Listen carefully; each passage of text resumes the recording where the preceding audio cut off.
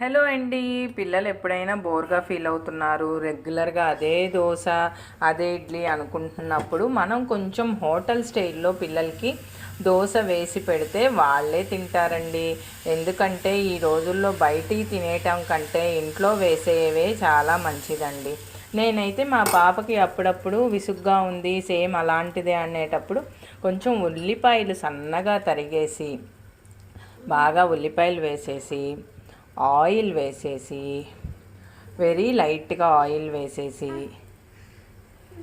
కొంచెం దానిపైన మనం ఇంట్లో చేసుకున్న సాంబార్ కారం సాంబార్ కారం ఎప్పుడైనా వెయ్యండి దోశ మీదకి. చాలా అంటే చాలా టేస్టీగా ఉంటుందండి. పిల్లలు ఇంకా ఎప్పుడు దోశ బోర్ అని చెప్పి ఎప్పుడు అనరు. నేనైతే అలానే చేస్తాను. మీరు చూసినట్టయితే సాంబార్ కారం ఇంట్లో చేసుకున్న సాంబార్ కారం అయితే మా బాబు అయితే వీడియో చేసుకొని ఇవ్వట్లేదండి. సో ఇలా కొంచెం సాంబార్ కారం వేసుకొని మీరు దోశ అయితే వేసినట్లయితే చాలా అంటే చాలా టేస్టీగా ఉంటుంది.